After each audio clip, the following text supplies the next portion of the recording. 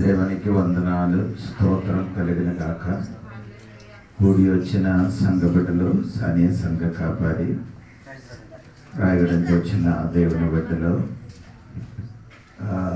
ఊర్లో పెద్దలు, చిన్నలు, ఫేస్బుక్లో, వాట్సాప్లో దేవుని వాక్యం ఆలగించిన అందరికీ యేసు ప్రభు వేరట వందనాలు. ఈ రాత్రి దేవుడు మమ్మల్ని దీవించారు. దేవుడు దాసుడు చెప్పిన సాక్ష్యం మీరు విన్నారు కదా. దేవునికి స్తోత్రం. దేవదాసునికి ఎదురుగా ప్రవర్తించిన వారికి దేవుడి చేతులు అప్పగించి మనం ప్రార్థన చేస్తాం. దేవుడు కార్యము న్యాయము తీర్చినవాడు. దేవుడు మనకు అనుకూలం అయితే ప్రతికూలం ఎవడు? దేవుడు మనకు అనుకూలంగా ఉంటే మనుషులు మనకు ఎవరు ప్రతివాది ఎవరు?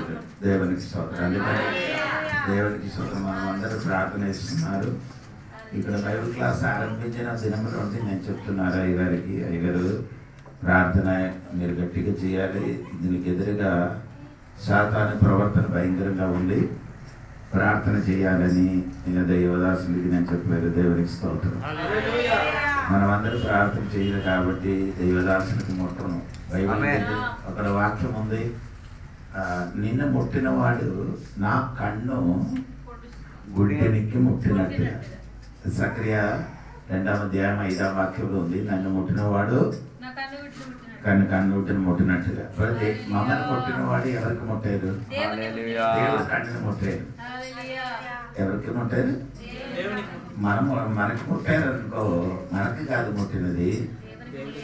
సౌలు సంఘానికి హింసించారు.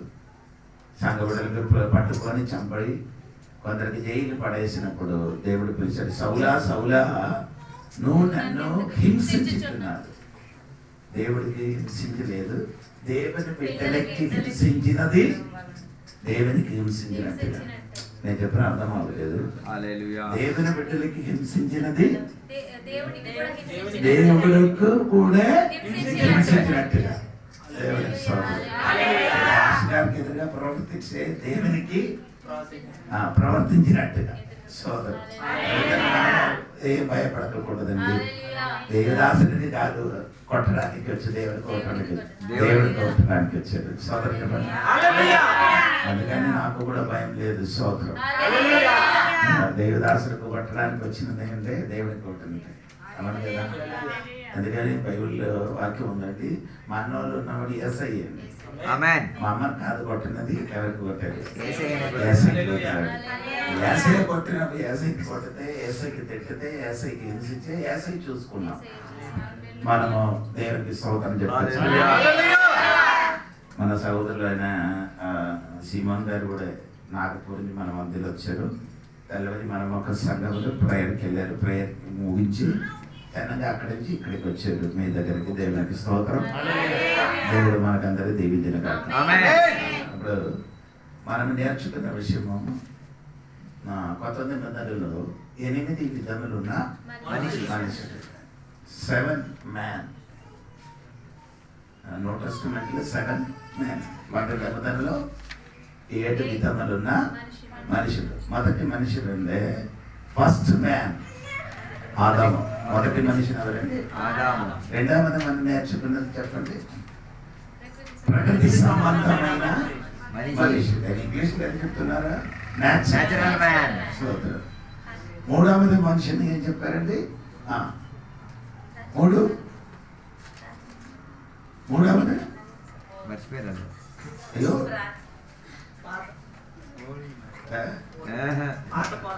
సోదరు చెప్పండి. అందరూ మర్చిపోయారా? Old man. సోదరు ఓల్డ్ మ్యాన్, పురాతన మనిషిది. దేవునికి రెండు.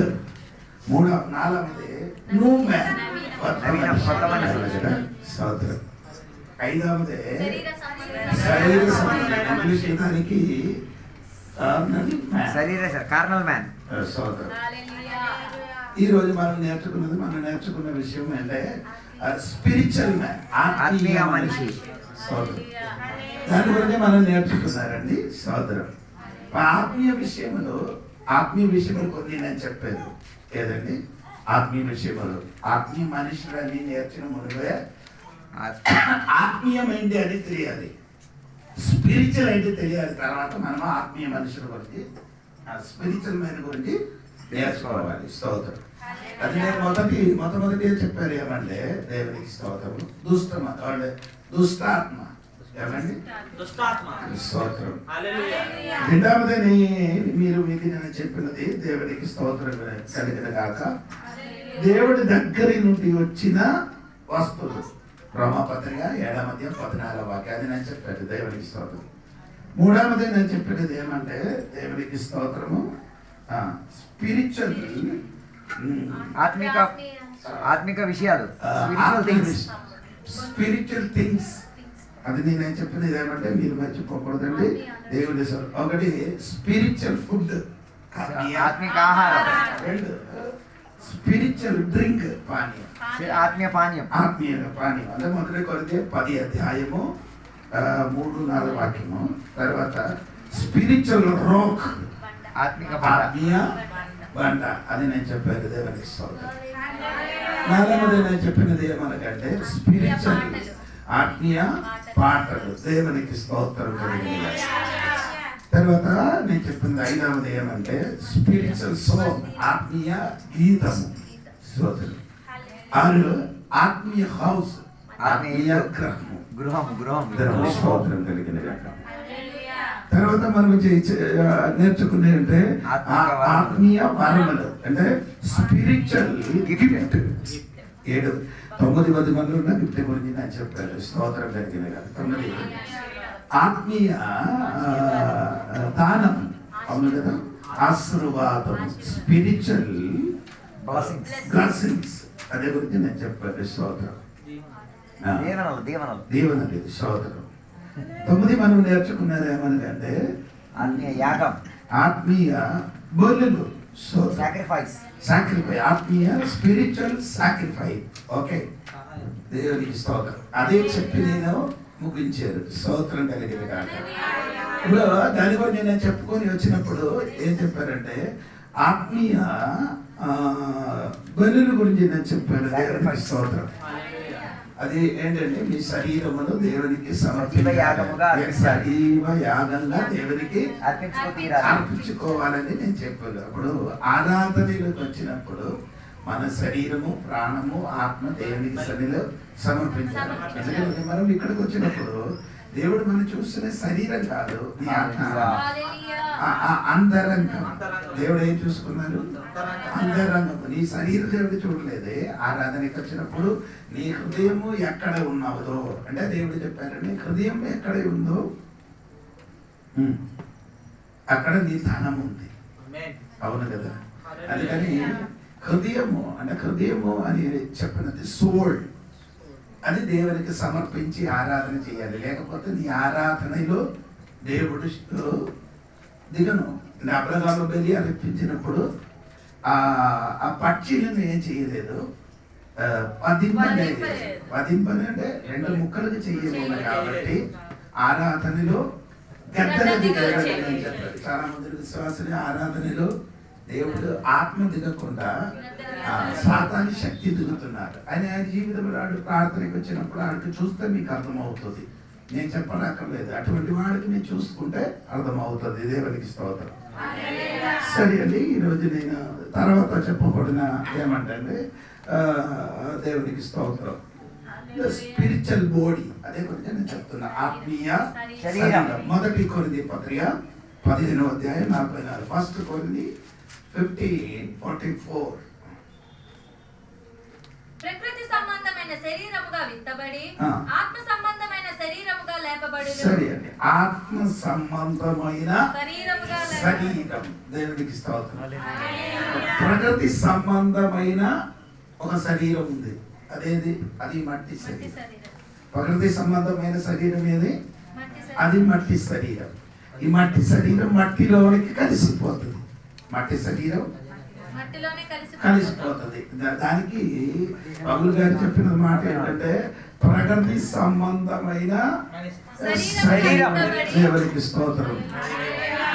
ఆత్మ సంబంధమైన శరీరం మనకు ఎప్పుడు దొరుకుతున్నారంటే యేసయ్య అక్కడ సమయంలో మనము పునరుద్ధానము పొందినప్పుడు ఆత్మీయ శరీరము మనం పొందుతున్నాం. స్తోత్రం కలిగిన పునరుద్ధానం పొందినప్పుడే మనకేం దొరుకుతుంది? ఆత్మ సంబంధమైన శరీరం. అప్పుడు వరకు మనకున్న శరీరము ప్రకృతి సంబంధమైన శరీరం. దేవునికి స్తోత్రం. అప్పుడు ఏం చెప్పండి, ప్రకృతి సంబంధమైన శరీరము ఒక దినము ఏమవుతున్నారంటే ఆత్మీయ శరీరంగా మారిపోతుంది. అప్పుడు ఆయన పౌలు గారు చెప్పిన మాట మీరు ఆలకించాలి. ఫిలిప్పీ గ్రంథము 3వ అధ్యాయం 20 ఫిలిపియన్స్ చాప్టర్ 3:20. మన పౌరస్థితి పరలోకమందున్నది. అక్కడ నుండి ప్రభువైన యేసుక్రీస్తు అను రక్షకుని నిమిత్తము కనిపెట్టుకొని ఉన్నాము. సమస్తమును తనకు లోపర్చుకొన జాలని శక్తిని బట్టి ఆయన మన దీన శరీరము తన మహిమ గల శరీరమునకు ప్రకృతి సంబంధమైన శరీరం. దీన శరీరం అంటే రోగం ఉన్న శరీరం. దీన శరీరం అంటే దుఃఖం ఉన్న శరీరం. దీన శరీరం అంటే వేదన ఉన్న శరీరం. దీన శరీరం అంటే రోగం వచ్చిన శరీరం. ఈ శరీరం మారి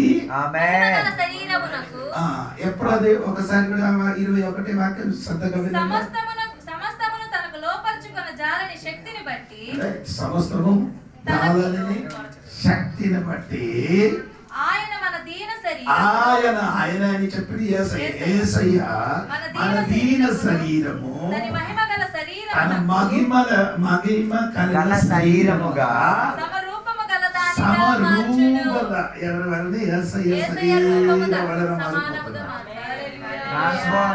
ట్రాన్స్ఫార్మ్ ఇంటూ హిమ్సెల్ఫ్. హలో అదేది ఈ దీన శరీరం ఆత్మీయ మనుషుడు. హలో ఆత్మీయ శరీరం. అందుకని ఆత్మీయ మనుషుడు ఆత్మీయ శరీరము ఆత్మీయ మనుషుడు బాగా జీవిస్తే ఏమంటే యేసయ్య రాకడ సమయములు ఆత్మీయ శరీరం మనకు కలుగుతుంటారు. ఆత్మీయ మనుషుడు ఆత్మీయంగా జీవిస్తే ఏమవుతుంది? యేసయ్య వచ్చినప్పుడు మన ఈ ఆత్మ శరీరం మనకు దొరుకుతుంది. స్తోత్రం. అందుకే చాలా మందికి ఇప్పుడు కూడా మనకు దొరకబోగడానికి ఉన్న శరీరం గురించి ఇప్పుడు కూడా అవగాహన లేదు. ఇప్పుడు మనకు యేసయ్య వచ్చినప్పుడు మనకి దొరికే శరీరం ఆ శరీరం బదులు వచ్చి యేసయ్య వస్తుంది మనం మారిపోతుంది అంతే. అలా మనకి మన యేసయ్య వచ్చినప్పుడు ఆత్మీయ శరీరం 7 విధములున్న శరీరం మనకు దొరుకుతుంది. 7 శరీరం కాదు, 8 శరీరం. సారీ 8 విధాలుగా. సో ఈ శరీరంలో 8 విధములున్న మార్పు వస్తుంది. ఏ శరీరము? ప్రకృతి సంబంధమైన మన శరీరంలో చెప్పండి 8 రీతి కలిగిన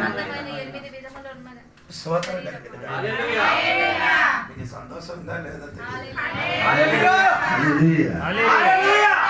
అందుకని మీరు ఇప్పుడు పేర్లు లవ్లీ పౌడర్ స్ప్రే అలాగే వేస్తారండి. ఇది వేస్తేనే కానీ అది ప్రకృతి సంబంధమైన శరీరం వేస్తున్నారు. అది ఒరిజినల్ కాదు.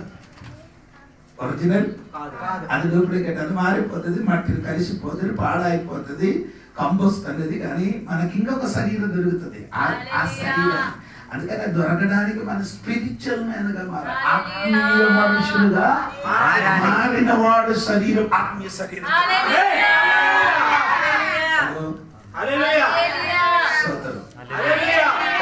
కూడా ఇప్పుడు కూడా ఏం మారలేదు. పాట ప్రార్థన ఇలాగా ఉండే సరిపోతాను అనుకున్నారు. అది కాదండి ఆత్మీయ మనుషుడు. ఆత్మీయ మనుషుడుగా మారాలంటే 7 విషయం తర్వాత చెప్తారు. 7 విషయం ఒక్కొక్కటి పై ఇలాగా చెప్తారు. స్తోత్రం. ఆత్మీయ మనుషుడు ఎవరైనా ఇక్కడ కూర్చున్న వాళ్ళు ఎంతమంది ఆత్మీయ మనుషులు ఉన్నారని నేను ఆ 7 వాక్యం చదివించి వినిపించేటప్పుడు నీకు అర్థమవుతుంది నేను ఆత్మీయుడా.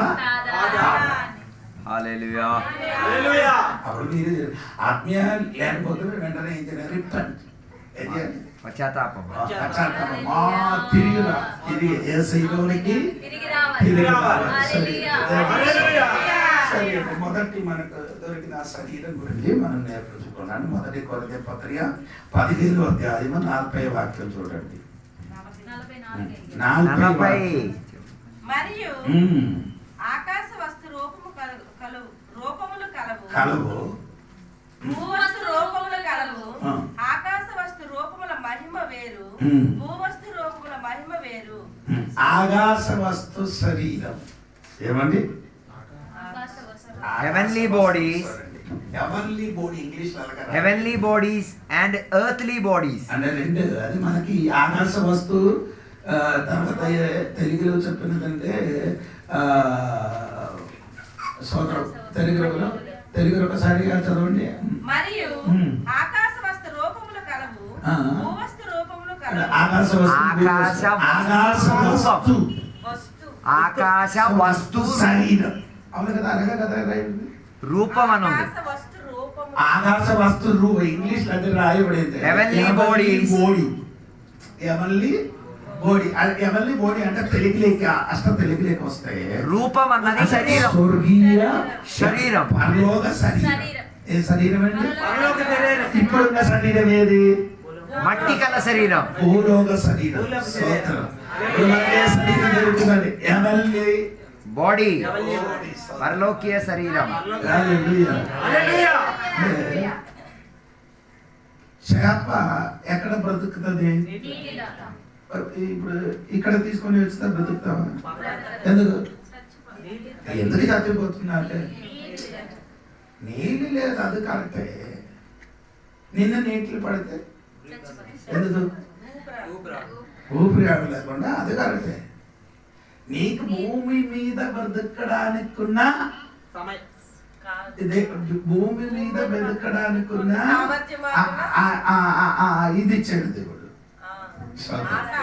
ఈ భూమి మీద బ్రతకడానికున్న జీవన్, భూమి మీద ఉన్న జీవన్ నీకు ఇచ్చింది. చేపకి ఎక్కడైనా జీవన్ అదే అందే ప్రభుడు. అప్పుడు నేను చెప్పిన పట్టుంటే అలాగా పరలోకములు జీవించాలంటే పరలోక శరీరం కావాలి. నేను చెప్పిన సముద్రంలో జీవించడానికే శరీరం గాను, ప్రకృతి సంబంధమైన భూ సంబంధమైన ఈ భూమిలో ఎంతలే జీవించడానికి ఎంత శరీరం. భూమిలో నివసించడానికి భూమి గల శరీరం. పరలోకములు నివసించడానికి ఏం కావాలి? పరలోక సంబంధమైన శరీరం. ఎందుకని దేవుని పిల్లలు పరలోకములు జీవించడానికి వేరొక శరీరం కావాలి. దానికి ఆత్మీయ శరీరం అని చెప్పినది ఉన్నదే. మొదటి మనకు పరలోక సంబంధమైన ఒక శరీరం దొరికిపోతున్నది. అది రెండు అర్థం ఉంది. ఓకే, భూమిని నివసించడానికి మనకు ఉందండి. మనము భారతదేశంలో ఉన్న సిటిజన్షిప్ ఎక్కడే పౌరస్థితి మనకి ఇక్కడ భూమి మీద ఈ ఇండియాలో జీవించిన పరలోకమును నివసించడానికి ఉన్న ఒక పౌరస్థితి ఉంది. సిటిజన్షిప్ ఉంది. అవును కదా. ఫిలిప్పీ గ్రంథము 3వ అధ్యాయం 21 వాక్యం చూడండి. సమస్తమును తనకు లోపర్చుకొన జాలని శక్తిని బట్టి ఆయన మన దీన శరీరమును తన మహిమ గల శరీరమునకు సమరూపము గలదానిగా 20 నుండి చదువు. మన పౌరస్థితి పరలోకమందు పౌరస్థితి our citizenship is in heaven. మన సిటిజన్షిప్ in heaven. పరలోకములో ఉన్నది. హలో, హల్లెలూయా. భూమి మీద ఉన్న ప్రగతి సంబంధమైన శరీరములు ఈ భూమిని జీవించడానికి నీకేం కావాలి? పౌరస్థితి కావాలి. నా తోడుగా వస్తా మాత్రం పౌరస్థితి కావాలి. పరలోకములు నివసించడానికి కూడా నీకు పౌరస్థితి. చదివారు ఫిలిప్పీ 3:20. మన పౌరస్థితి ఆమె చెప్పాలి దేవునికి. మన పౌరస్థితి అంటే అక్కడ సిటిజన్షిప్ ఉంది, మనకు భూమిలో కూడా సిటిజన్షిప్ ఉంది. అది దాదాపు ఉన్నవాడు ఇండియాలో ఉన్నవారు కొందరు అమెరికాలో ఉన్న సిటిజన్షిప్ ఉంది, ఇండియాలో ఉన్న సిటిజన్షిప్ ఉంది. అదే విధంగా మనకు 2 విధములు ఉన్న సిటిజన్షిప్ ఉంది. ఎందుకంటే అమెరికాలో ఉన్నవారికి ఇండియాలో ఉన్నవారికి ఒక సిటిజన్షిప్, కానీ శరీర సంబంధమైన సిటిజన్షిప్. కానీ మనకు కాదు, ప్రకృతి సంబంధమైన సిటిజన్షిప్ ఉంది. భూమి మీద పరలోకంలో నివసించడానికి ఆత్మ శరీరం వరకు ఒక సిటిజన్షిప్. నేను చెప్పిన అర్థమైందా? ఏంటి? ప్రకృతి సంబంధమైన శరీరముని ఈ భూమిని నివసించడానికి మనకు ఒక పౌరస్థితి ఉంది. పరలోక సంబంధమైన శరీరం దొరికిన వాళ్ళకి అక్కడ నివసించడానికి కూడా ఒక పౌరస్థితి ఉంది. స్తోత్రం కలిగి ఇది అర్థమైన వాడు గట్టిగా స్తోత్రం. రెండవది మనకు దొరికిన శరీరం 42వ వాక్యం, 1 కొరింథీ పత్రిక. మృతుల పునరుత్థానమును అలాగే శరీర క్షయమైనదిగా విత్తబడి అక్షయమైనదిగా లేపబడును. అక్షయమైనదిగా స్తోత్రం చెప్పండి. ఏంటంటే ఒక్కసారి కూడా మీరు వినండి. మృతుల పునరుత్థానమునగు అలాగే శరీర క్షయమైనదిగా విత్తబడి అక్షయమైనదిగా లేపబడును. అక్షయమైనదిగా లేపబడదు. ఆయన అర్థం ఏంటి? శరీరం క్షయమైనదిగా అక్షయమైనది శరీరం, క్షయం లేని శరీరం. ఇప్పుడున్న శరీరం ఏముంది? అరే నీకు తెలియదలే, నీకు కొందరు నా మోకాన్ని భయంకరమైన నొప్పి. అప్పుడు డాక్టర్ దగ్గరికి వెళ్ళినప్పుడు డాక్టర్ ఏం చెప్తున్నారు? ఇక్కడ ఉన్న ఎముకలకి ఏమైంది? అరిగిపోయింది. ఇప్పుడున్న శరీరం ఏమైంది? శరీరం కాదు, ఎముకలు ఏమైంది? అరుగుతుంది. అంటే ఇప్పుడున్న శరీరము అరిగిపోయినది. యేసయ్య వచ్చినప్పుడు అరిగిపోగలేదు, అది మట్టిని కలిసిపోగలేని ఒక శరీరం దేవుడు మనకి ఇవ్వబోతున్నారు. ఎంతమందికి అర్థమైందో దేవునికి స్తోత్రం కలిగి చెప్పాలి. ఇప్పుడున్న శరీరం ఏమవుతుంది? క్షయమైపోతుంది. అక్షయమైన ఒక శరీరం, క్షయము ఉండదు. దేవునికి స్తోత్రం. అటువంటి ఒక శరీరం దేవుడు మనకు ఆత్మీయ శరీరం. మూడవదే దేవునికి స్తోత్రం కలిగిన కాక. అదే వాక్యం 42వ వాక్యం చదవము. మృతుల పునరుత్థానమును అలాగే శరీరము క్షయమైనదిగా విత్తబడి అక్షయమైనదిగా లేపబడును. తర్వాత ఘనహీనమైనదిగా విత్తబడి మహిమ గలదిగా లేపబడును. మహిమ గల శరీరం. స్తోత్రం చెప్పాలి. ఏ శరీరం దొరుకుతారని మహిమ గల శరీరం ఆమె చెప్పాలి. 43వ వాక్యమే. స్తోత్రం. 43వ వాక్యం ఒకసారి కూడా చదవండి. ఘనహీనమైనదిగా విత్తబడి మహిమ గలదిగా లేపబడును. బలహీనమైనదిగా విత్తబడి బలహీనమైనది అంటే వీక్నెస్, శక్తి లేనిది. ఇది మట్టిని పాత పెట్టుతుంది. బలహీనమైనది పాత పెట్టి వచ్చినప్పుడు రూపాంతరం చెందినప్పుడు ఏ శరీరం వస్తుంది? మహిమ, గ్లోరీ. చెప్పండి. ఆదాము అబ్బాయికి దేవుడు ఇచ్చిన అదే మహిమలోనికి మనం ఏమవుతుంది? మార్పు చెందబోతున్నాం. అంతేలాగా పోయింది. రోమపత్రిక 6వ అధ్యాయం 23వ వాక్యం చదవండి. రోమపత్రిక 6వ అధ్యాయం 23. రోమ్ పాపము వలన వచ్చు జీతము మరణము, అయితే దేవుని కృపావరము మన ప్రభువైన క్రీస్తునందు నిత్య జీవము. ఇంకా రోమపత్రిక 3వ అధ్యాయం కూడా చూడండి. 23 నేను కూడా చూడండి. పాపం చేయలేదు నష్టపడ్డు. పాపం 23వ అధ్యాయం 23వ చూడండి.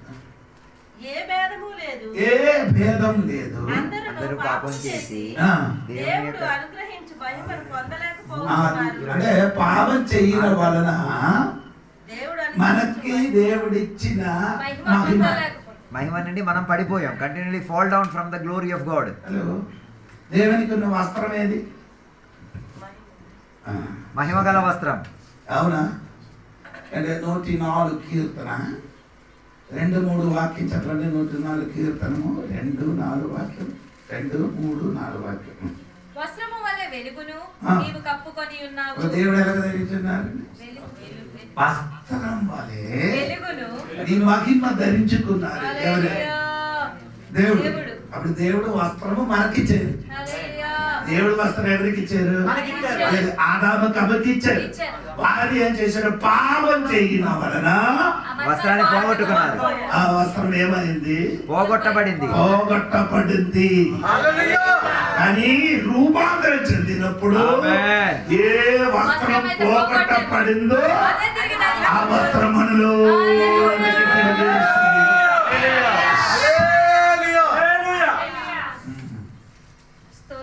అది కొంచెం దేవుడు ఇచ్చారు. ఎలాగా?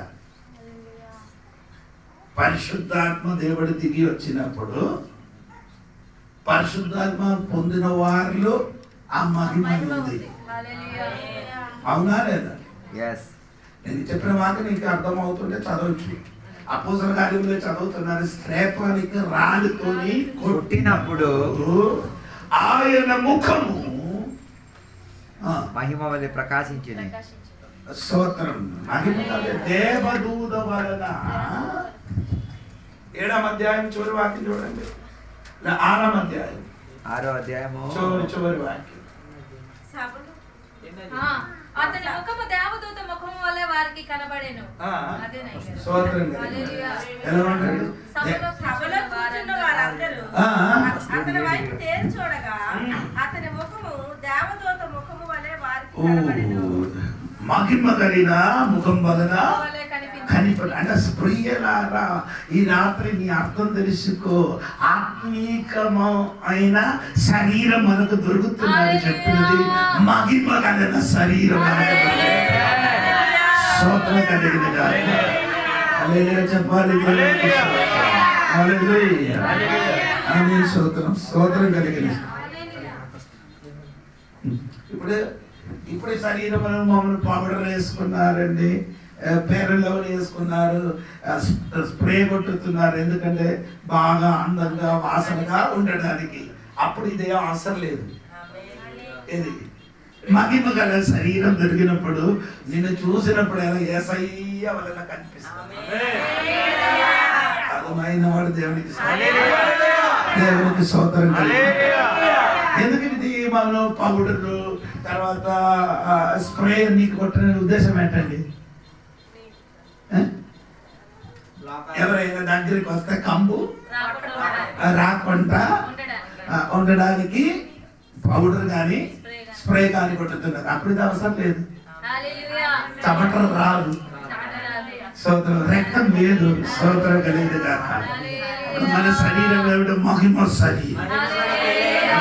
సూర్యుడు ఉదయించి వచ్చినప్పుడు ఎలాగా ఉందో అటువంటి వెలుగు ధరించుకొని మనం వస్తుంది అన్నమాట. అదే మహిమే అని చెప్పినది. దేవునికి స్తోత్రం కలిగింది. ఆ మహిమలోనికి నీవు మెల్లమెల్ల నడుచుకొని వెళ్తున్నారు తల్లి. అది ఎప్పుడు పూర్తిగా మనలోనికి వస్తామనంటే యేసయ్య రాకడ సమయంలో మన శరీరం మహిమ శరీరం జరుగుతుంది. దేవునికి స్తోత్రం కలిగింది కాక. దేవునికి స్తోత్రం హల్లెలూయా చెప్పండి. 4 శరీరం గురించి రాయబడిన చూడండి. 43వ వాక్యం చూడండి అమ్మా. ఘనహీనమైనదిగా విత్తబడి మహిమ గలదిగా లేపబడును. తర్వాత బలహీనమైనదిగా విత్తబడి బలమైనదిగా లేపబడును. బలహీనమైన శరీరం ఇది బలహీనమైన శరీరం. మన రూపాంతరం చెందినప్పుడు బలహీనమైన శరీరం కాదు, శక్తి బలమున్న శరీరం మనకు వస్తుంది. స్తోత్రం కలిగింది.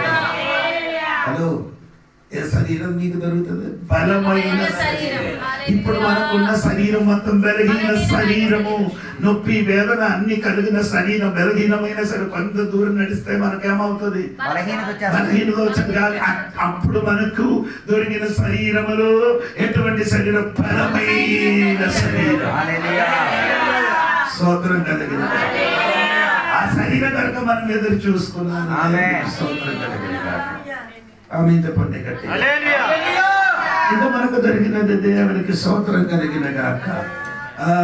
స్తోత్రం. 44వ వాక్యం చూడండి. ఐదవదే శరీరం, ప్రకృతి సంబంధమైన శరీరముగా విత్తబడి ఆత్మ సంబంధమైన శరీరం మనకు దొరకబోతున్నారు. Spiritual body, physical body, spiritual body. Spiritual దేవునికి స్తోత్రం. మనకి ఏ బాడీ దొరికిందంటే ఆత్మ శరీరం. ఆత్మ శరీరం అంటే యేసు ప్రభు శిష్యులందరూ భయపడి ఇంటి లోపల కూర్చున్నప్పుడు తాళం మొత్తం వేసి కిటికీ అన్ని మూసుకొని కూర్చున్నారు. కానీ యేసు వారు మధ్యలో నిలబడి మీకందరికీ సమాధానం కలుగును గాక. యోహాను సువార్త 20 అధ్యాయములు. స్తోత్రం. మీకందరికీ ఏమంటే సమాధానం కలుగును గాక. ఈ ఆత్మ శరీరము ఏమండి, ఇది తాళపు తిప్పడం అక్కర్లేదు, తలుపులు తీరే అవసరం లేదు. అవసరం లేకుండా లోపలికి వచ్చిన శరీరం.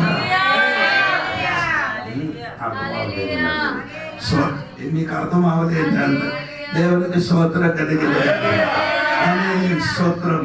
గట్టిగా స్తోత్రం. స్తోత్రం కలిగిన ఆమేన్ చెప్పండి. ఇప్పుడు ఆత్మ శరీరం ఒక సెకండ్ నుండి మనకు పరలోకం నుండి భూమికి రావచ్చు. ఒక సెకండ్లో అంత స్పీడ్ దొరికిన ఆత్మీయ శరీరం. చంపితే మనకి చంపడానికి అయితే చంపడు. ఇప్పుడు ఒకడు మనం చంపడానికి ఇలా తుపాకేసులు పట్టుకొని మనం చంపితే ఏమవుతుంది? ఆత్మ సంబంధమైన శరీరం, ఆత్మ సంబంధమైన శరీరం అయితే అందుకని మనకి ఎవరు చంపడు. చంపడానికి ప్రయత్నించరు కూడా.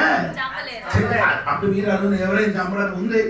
యేసు ప్రభు తోడుగా మనమందరం కూడా సంఘ బిడ్డలు. దేవుడు కూడా ఒలుగు కొండ పై మీదకి దిగి వస్తుంది.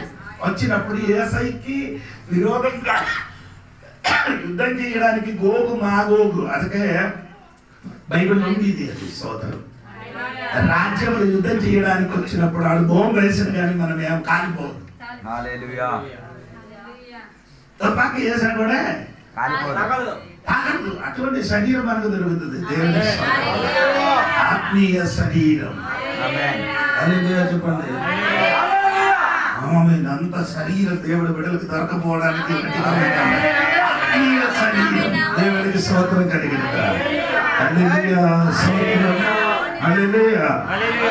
గట్టిగా దేవునికి స్తోత్రం చెప్పండి. స్తోత్రం కలిగిన ఆరవద శరీరము మనకు అనుభవం చూడండి. 1 కొరింథీ పత్రిక 15వ అధ్యాయము 49 శరీరం. మరియు మనము మంటి నుండి పుట్టిన వాని పోలికను ధరించిన ప్రకారము పరలోక సంబంధ పోలిక ధరించి ఉండును. పరలోక సంబంధం పోలిక శరీరం. పరలోక శరీరం. ఇప్పుడు ఆ వాక్యం ఒకసారి కూడా మరియు ఎవరి పోలిక ఇప్పుడు ఉంది? మట్టి పోలిక. ఆదాము కదా మట్టినప్పుడు నీ మట్టిని పుట్టింది కదా కాదు కదా. ఆదాము స్వభావం చెందిన మట్టిని పుట్టిన పోలిక. కానీ అప్పుడు మనకు దొరకబడిన శరీరం అంటే ఆదాము మట్టిని పుట్టిన పోలిక కాదు, పరలోక పరలోక సంబంధమైన పోలిక. అంటే పరలోక సంబంధమైన యేసయ్య పోలిక. We are the image of heavenly hallelujah. man of heaven. Image of Heavenly ఎవరి man of heaven. అంటే మ్యాన్ పరలోక మనిషి. మనుషుడిగా స్తోత్రం. ఆ యేసయ్య రూపంగా దేవునికి స్తోత్రం. హల్లెలూయా. ఇప్పుడు నీ పేరు ఊరు అన్ని వైఎస్ఆర్ సార్. అప్పుడు నీ పేరు ఊరు పరలోకం. నీకు అర్థమైందా? అందుకే మనం కష్టపడి బాగా బాప్టిస్టం పొంది చర్చికి వచ్చి ప్రార్థన చేయడానికి ఇక్కడ వచ్చి కూర్చోడానికి ఉన్న ఉద్దేశం అది. పరలోక సంబంధమైన మనుషుడిగా మారడానికి. భూలోక సంబంధమైన మనుషుడిగా ఉంటే అయ్యగారికి కొట్టడానికి వచ్చినట్టుగా అయిపోతుంది. అందరికి అదే ఇష్టం. ఎలా కావాలి? భూలోక సంబంధమైన ఆ బ్రతకడానికి వారు కోరుకున్నారు. మనకు అదొద్దు. మనకు పరలోక సంబంధమైన పోలిక రావడానికి దేవునికి స్తోత్రం చెప్పండి. అంటే ఆయన అర్థం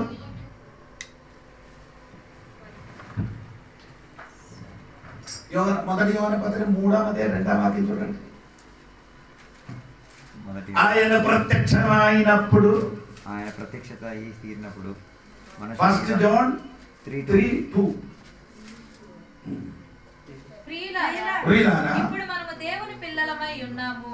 మనం ఇక ఏమవుతామో అది ఇంకా ప్రత్యక్షపడలేదు గాని ఆయన ప్రత్యక్షమైనప్పుడు ఆయన ఉన్నట్లుగానే ఆయనను చూద్దుము. కనుక ఆయనను పోలి ఉందుమని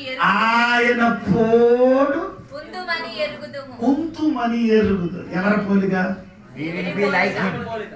నేను ఇప్పుడు చూసిన కొంచెం ఎవరి పోలికే ఉంది. ఇప్పుడు కొంచెం నీ యేసయ్య పోలిక ఉంది. ఎందుకంటే యేసయ్య మనసు ఉంది కాబట్టి స్తోత్రం. అప్పుడు యేసయ్య వచ్చినప్పుడు ఆయన పూర్తి పోలిక. ఆయన అర్థం ఆ భూలోకంలో ఉన్న వాళ్ళందరూ కలిసి ఒక్క యేసయ్యకి చంపారు. ఒక్క యేసయ్యకి. ఇప్పుడు ఇక్కడ హల్లెలూయా. పరలోకం వెళ్ళినప్పుడు మనం అందరూ ఎలాగుంటుండే? ఒక్క యేసయ్యకి చంపినప్పుడు వేలాది మిలియన్ క్రైస్ట్. హల్లెలూయా. యేసయ్య. అందుకని ఇక్కడ వాక్యంలో రాయబడింది, నా అభిషేక్తుడికి ముట్టకూడదు. అభిషేక్తుని తాకకూడదు. ఉందా? కీర్తనలు ఎన్ని కీర్తనలు అని? Do not touch my anointed. ఎందది? కీర్తనము 104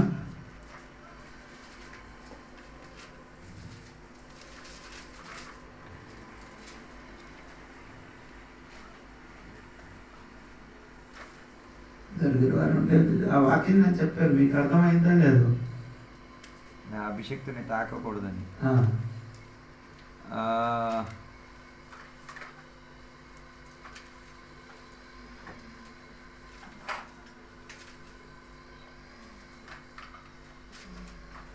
నేను అభిషేకించిన వారిని ఎంత అమ్మది? 105:14. నేను అభిషేకించిన వారిని ముట్టకూడదనియు నా ప్రవక్తలకు కీడు చేయకూడదని. సరే okay correct. Do not touch my anointed ones.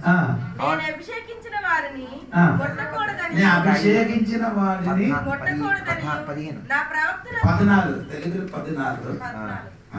మరి వేరే భాషలో 5. నా అభిషేక్తుడు. అభిషేక్తుడు అనే పదానికి అర్థం క్రీస్తు. అవును కదా? అలాగే అయితే ఎలాగ రాయాలి? ఎలాగ చదవాలి? ఎబ్రాయి భాషలో ఎలాగ రాయబడింది? ఎబ్రాయి భాషలో ఎలాగ రాయబడింది? క్రీస్తును ముట్టకూడదు. స్తోత్రం. అలాగైతే మనమందరూ ఎవరండి? మనకి ఎవరేం చేయకూడదు, ముట్టకూడదు. ముట్టకూడదు. ముట్టితే ఆడు ముట్టుతుంది. హల్లెలూయా. స్తోత్రం. గట్టిగా స్తోత్రం చెప్పాలి. ఆయన పోలిక మారుతుంది. ఆమేన్. ఆయన పోలికలోకి మారుతాం. ఏంటి ఆయన పోలిక అంటే యేసయ్య పోలికగా అది ఎలాగ యేసయ్య రూపాంతరం చెందిన పిల్ల ఎలాగ ఉందా అది చెప్పు.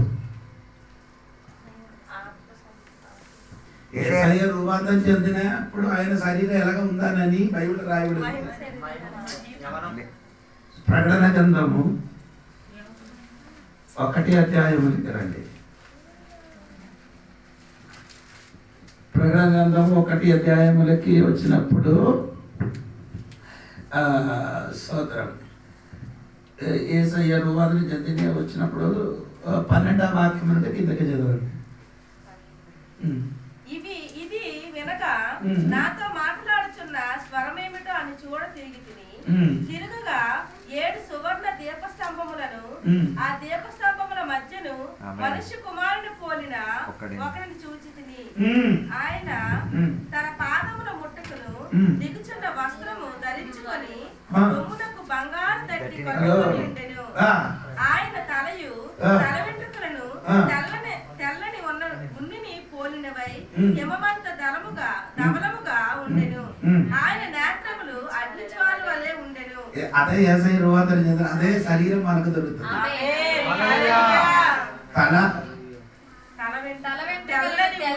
తెల్లని అంటే ముసలుడు కత్తలం కాదు. స్తోత్రం.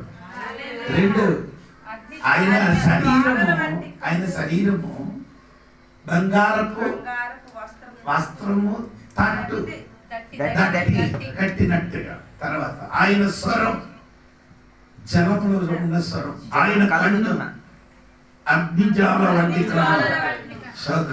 ఆడు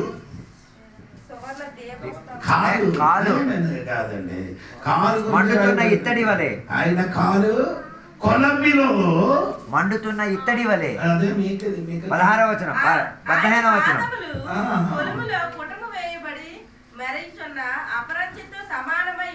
అదని నేను చెప్పలేదండి.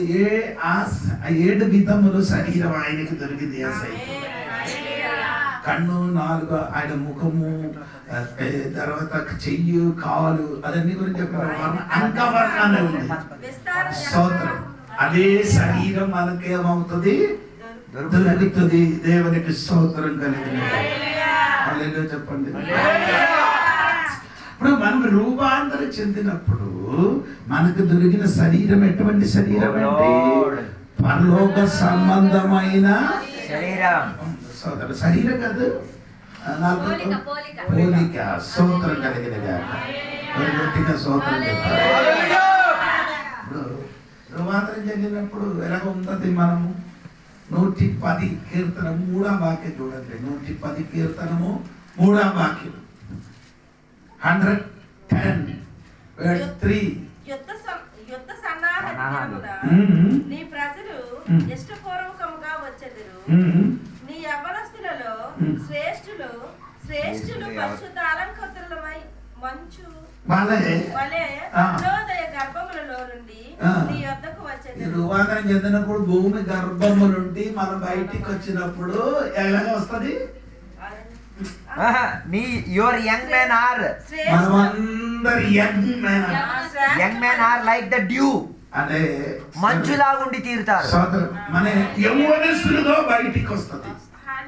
అప్పుడు యేసయ్యకి 33 సంవత్సరం ఉండినట్టుగా మనం రూపాంతరించిన అదే వయసు యవ్వనస్తులుగా. అప్పుడు గుడ్డివాడు ఉండను, ముసలివాడు ఉండరు, అంటే గుడ్డివారు లేదు, గుడ్డివాడు లేదు, అంగవైకల్యం ఉండిన వారు ఎవరు కూడా ఉండరు. అందరి యవ్వనస్తులుగా బయటికి వస్తుంది. స్తోత్రం కలిగిన నేను చెప్పండి. అరగంట శరీరం దొరుకుతుంది. ఓకే, నీ 2 మాట కూడా చెప్పి నేను ఆ మాట ముగిస్తున్నారు. మొదటి కొరింథీ పత్రికలోకి మళ్ళీ తిరిగి రండి. 15వ అధ్యాయంలోకి తిరిగి రావాలి. 15వ అధ్యాయము దాని 15లో 72వ వచనం చూడండి. 72. ఇదిగో మీకు ఒక మర్మము తెలుపుచున్నాను. మనమందరము గాని ఆ. నిమిషములో ఒక రెప్పపాటున ఆ. కడబూర మ్రోగగానే ఆ. మనమందరూ మార్పు పొందుదుము. ఆ. బూర మ్రోగును, ఉమ్. అప్పుడు మృతులు అక్షయులుగా లేపబడుదురు. అక్షయములుగా మృతులు అక్షయులుగా లేపబడుతున్నాడు. అక్షయముగా లేపబడు లేపబడిన శరీరం. హల్లెలూయా. స్తోత్రం కలుగును. ఇది చివరి మాట. చివరి మాట ఆ 8 ఆ శరీరం ఎలాగా ఉందండి? 53వ వాక్యం చూడండి. 53వ జయమైన ఈ శరీరము అక్షయతను ధరించుకొనవలసి ఉన్నది. ఆ. మర్త్యమైన ఈ శరీరము అమర్త్యమైన శరీరం. అమర్త్యమైన శరీరం. అమర్త్యమైన శరీరం అంటే మరణం లేని శరీరం మనకు దొరుకుతుంది. హల్లెలూయా చెప్పండి. గట్టిగా దేవునికి స్తోత్రం. అప్పుడు మనకి ఏంటంటే మరణం లేని శరీరం మనకు దొరుకుతున్నారు. అందుకని దేవునికి స్తోత్రం కలుగునుగాక. గట్టిగా దేవుని స్తోత్రం. ఈ మరణము బైబిల్ రాయబడి కడపట్టి శత్రువు అని రాయబడి ఉంది కదా. 15వ అధ్యాయం ఉంది కదా. దేవునికి మరణం గురించి రాయబడి ఉందండి. దేవునికి స్తోత్రం కలిగినగాక. స్తోత్రం.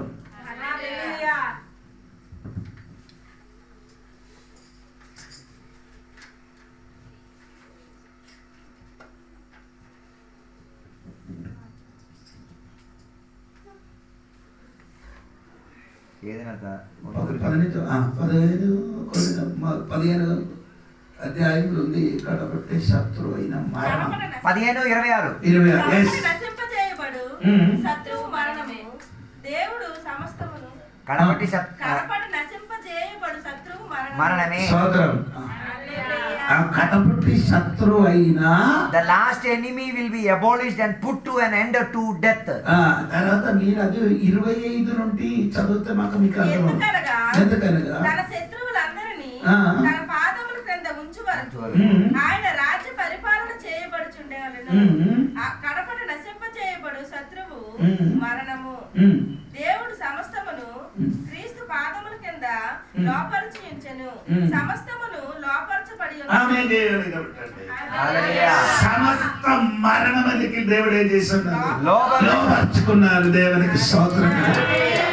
హల్లెలూయా చెప్పండి. అప్పుడు మనకి దొరికిన ఆ శరీరములో ఏమంటే అమర్త్యమైన శరీరం మనకు దొరకబోతున్నారు. మరణం లేని శరీరం. అప్పుడు యేసయ్య రాకడ సమయంలో మరణం ఏమని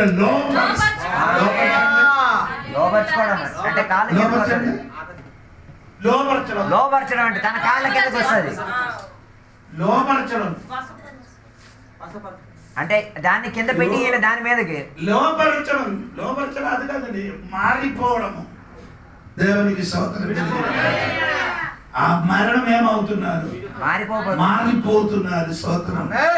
ఆ మరణమునికి దేవుడు ఏం చేస్తున్నారు? దేవునికి స్తోత్రం. దేవుడు ఏం చేస్తున్నారు? అంటే దూరపరిచేస్తారు. ఇంక ఉండదు మరణము. మరి ఉండదు. ప్రకటన గ్రంథంలో ఉంది కదా. మీకు మీరు ఎంతమందికి అర్థం అవుతున్నారో నాకు తెలియదు కానీ దేవునికి స్తోత్రం కలిగింది. హల్లెలూయా చెప్పండి. హల్లెలూయా. దేవునికి స్తోత్రం కలిగింది.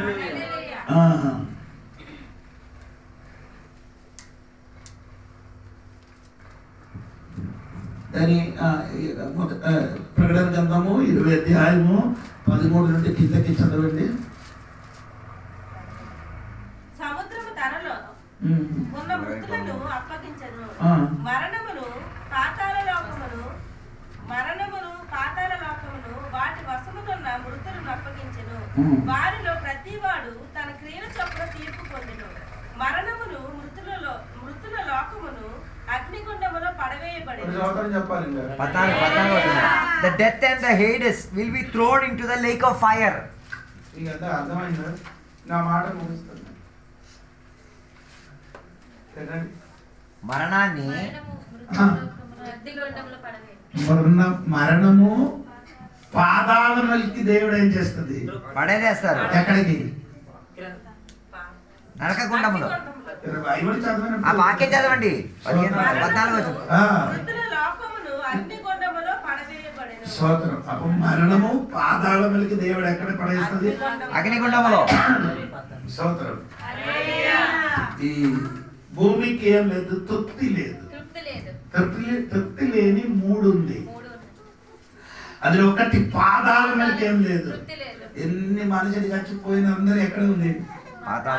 ఈ పాతాళములు చచ్చిపోయిన వాడు అక్కడ ఉంచారు కదా, ఆ పాతాళములకి మరణానికి దేవుడు ఎక్కడ వేస్తుంది? అగ్నిగుండములో. స్తోత్రం కలిగిన ఇంకేం లేదు, పాతాళం ఉండదు, మరణము ఉండదు. అందుకని మరణం ఏమవుతుంది? మరణము తొలగిపోతుంది, దూరం అయిపోతుంది. మరి కనబడదు, మరణం కనబడదు, మళ్ళీ కనబడదు. దేవునికి స్తోత్రం. ఆ మరణం ఏమవుతుంది? లోపరచబడుతుంది, లోపం అవుతుంది, లోపం నష్టమైపోతుంది, మరి కనబడదు, అవుతుంది, కనబడదు. దేవునికి స్తోత్రం. రాత్రి మరి ఆట పాట చర్చికి రావడానికి ఉన్న కారణం 8 విధములున్న శరీరం దొరకడానికి మనం ఈ భూమిలో ఏమవుతుంది? ప్రయాసపడుతున్నాం. చెప్పండి, ఎదురుగా చెప్పాలి. ప్రకృతి సంబంధమైన శరీర 7 విధం.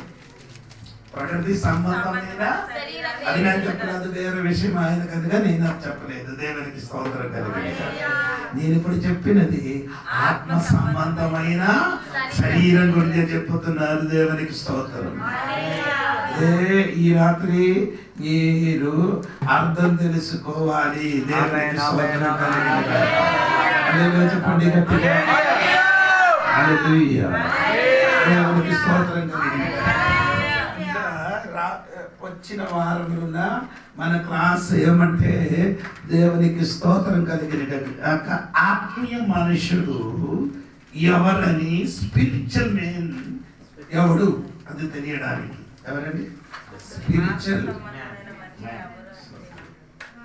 ఆత్మీయ మనుషుడు ఎవడు అని తెలియాలి. ఇప్పుడు వరకు మనం నేర్చినది స్పిరిచువల్ విషయం గురించి.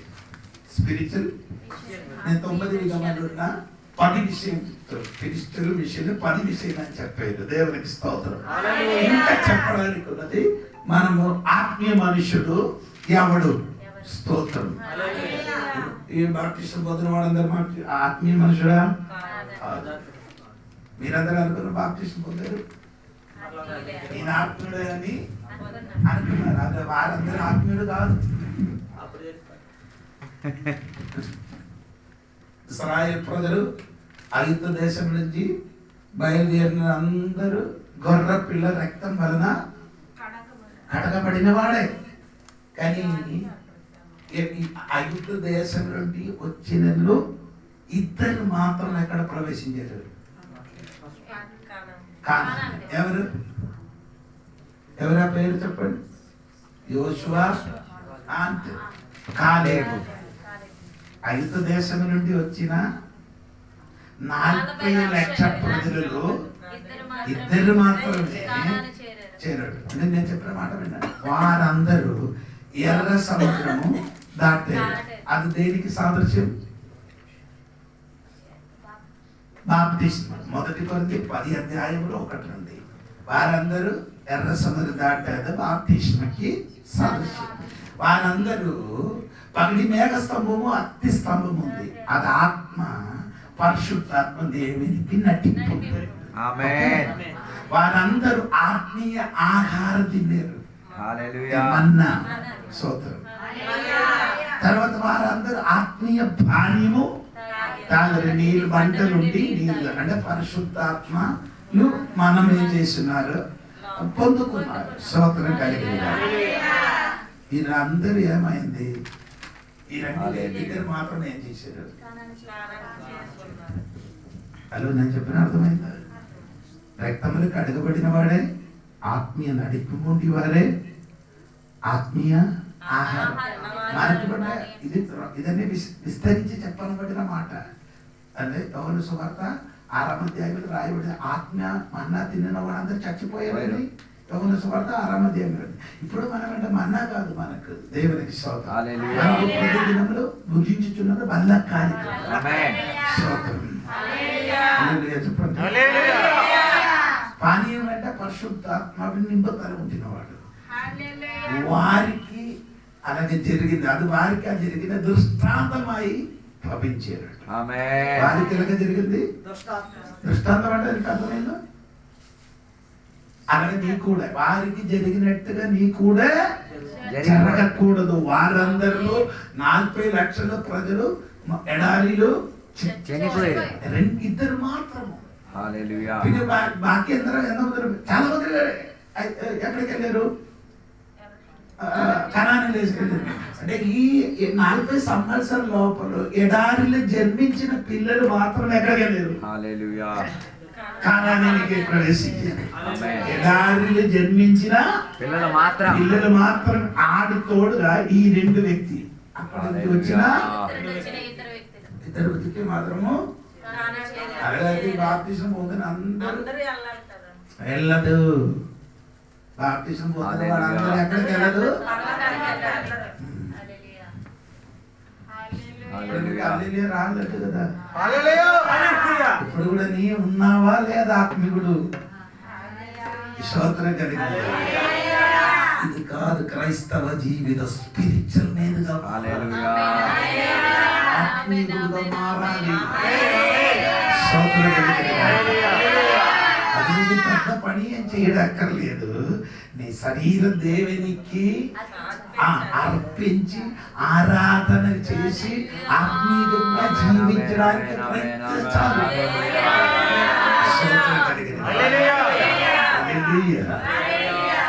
చెప్పినప్పుడు నేను కూడా భయంతోనే చెప్తున్నారు.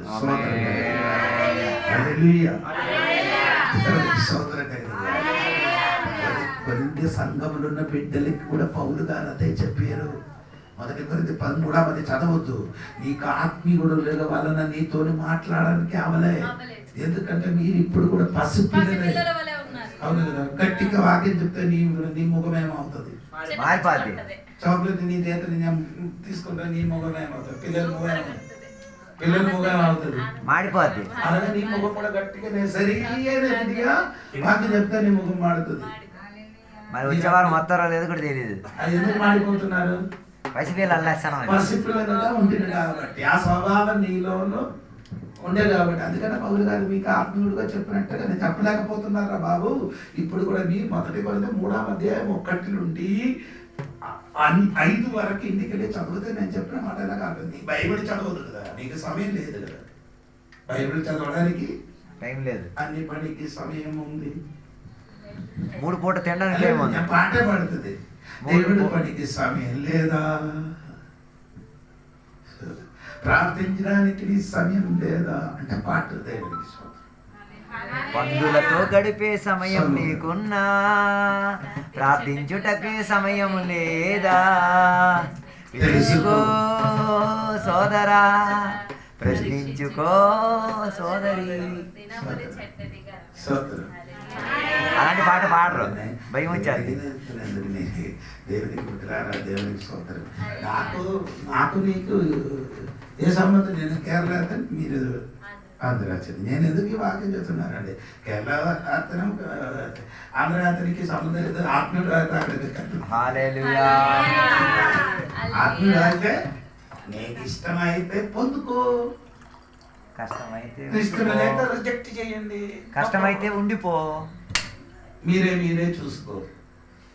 ఎవరు చెప్పారంటే మన రాయకొండలో పాస్టర్ గారు రాజశేఖర్ పాస్టర్ గారు, ఆయన చనిపోయారు. ఆ దేవదాసు పాట ఉంది, మీరే చూసుకో, నువ్వే చూసుకో. సోదరుడు నేను చెప్పడా అనుకున్నది మొత్తం చెప్పేసాడు. ఆత్మీయుడుగా మారడానికి ఇష్టం ఉందే మారు, లేకపోతే తందానా తానా. నేను అల్ప సమయం తర్వాత బండికి నేను రైడ్కి వెళ్ళిపోతుంది. ఆత్మీయుల కోసం నేను ఏమైనా కూడా చేస్తాను.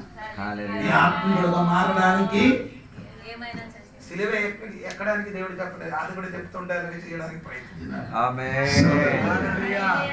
సిలువ ఎక్కిన కాబట్టి నేను ఎక్కర్లేదు, నీ ఆత్మీయుడుగా మారడానికి. అవునా? అమ్మ ఒక్క వాక్యం చదువుతుంది. గలాతీ పత్రిక 3వ అధ్యాయం 3వ వాక్యం చూడండి.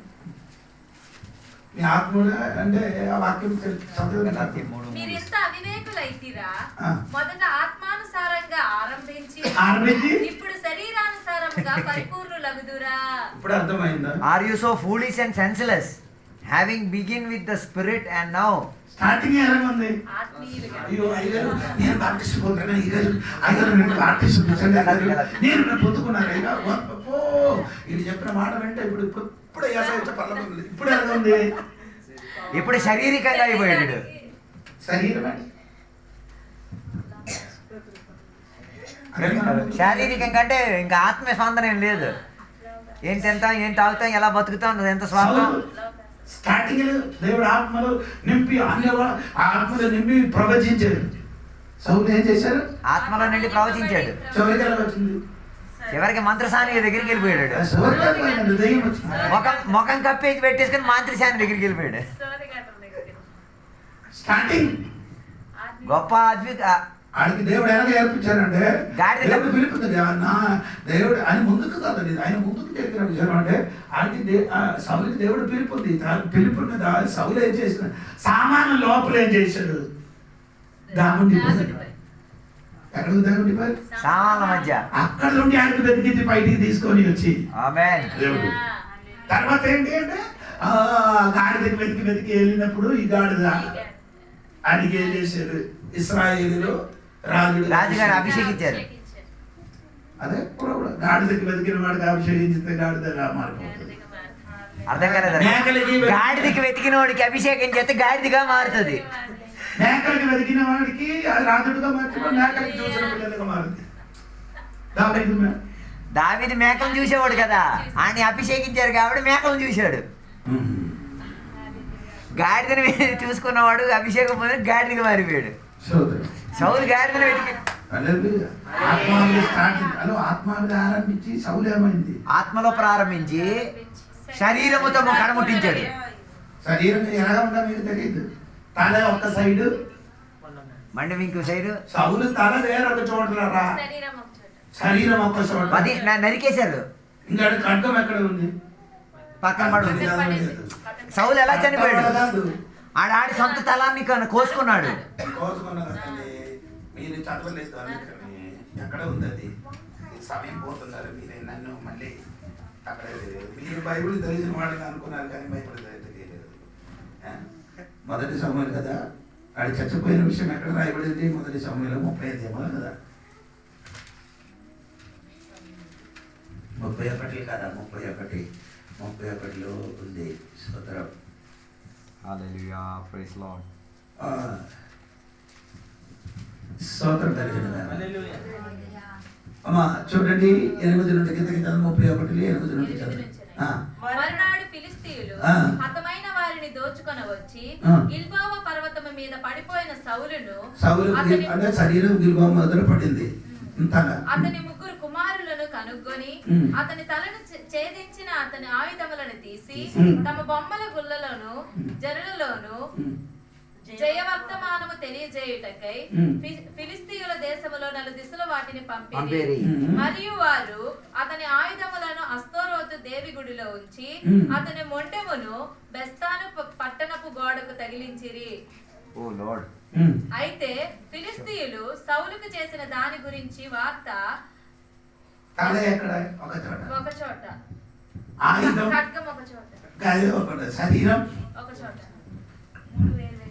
ఆత్మని ప్రారంభించి ఒక్కొక్కలాగా శరీరం అయిపోయింది. తల వేరే, మండం వేరే, శరీరం వేరే, కత్తి వేరే, ఆయుధం వేరే. వేరే దేవత కోవిల్లో అవన్నీ తీసుకొచ్చి పెట్టారు. గాడిదని ఎతికెతికెతికి ఆత్మీయులుగా ఆరంభించిన వాడు చివరికి వచ్చినప్పుడు శరీర సంబంధమైన మనుష్యుడిగా మారిపోయింది. అది గలాత్య సంఘముల బిడ్డలకి జరిగిన వాడు అయితే మనకు కూడా ఎలాగా జరగొచ్చు. రక్షణ పొందినవాడు 3వ అధ్యాయం 1వ వచనం చూడండి. గలాత్య పత్రిక 3వ అధ్యాయం 1వ వచనం. ఓ అవివేకులైన గలాతీయులారా, మిమ్మును ఎవడు భ్రమ పెట్టెను? సిలువ వేయబడిన వాడైనట్టుగా యేసుక్రీస్తు మీ కన్నుల ఎదుట ప్రదర్శింపబడెను కదా. ఇది మాత్రమే మీ వలన తెలుసుకొనగోరుచున్నాను. ధర్మశాస్త్ర సంబంధ క్రియల వలన ఆత్మను పొందితిరా, లేక విశ్వాసముతో వినుట వలన పొందితిరా? మీరింత అవివేకులైతిరా. మొదట ఆత్మానుసారముగా ఆరంభించి ఇప్పుడు శరీరానుసారముగా పరిపూర్ణులగుదురా. వాళ్ళు యేసుక్రీస్తు మళ్ళీ వారిలోనికి రావడానికి పౌలు గారు కోరుతున్నారు. సంఘ బిడ్డలు నీ చూడండి, దగ్గర వేదనతో చెప్తున్నారండి. ఆత్మీయుడుగా మారిన చాలా మందిలో ఒక 5, 2, 3, 4 సంవత్సరం దాటిన తర్వాత అందరి లైఫ్ మారిపోయింది. ఆత్మీయంగా జీవించడానికి ఇష్టం లేదు, శరీరంగా జీవించడానికి ఇష్టం. సోదరం జరగకుండా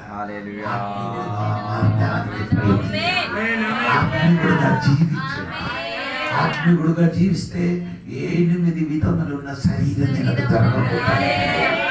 దాని వరకు ఎదురు చూచండి, దాని వరకు ప్రయాసపడండి. ఆత్మీయ విషయం మాత్రం చేయండి.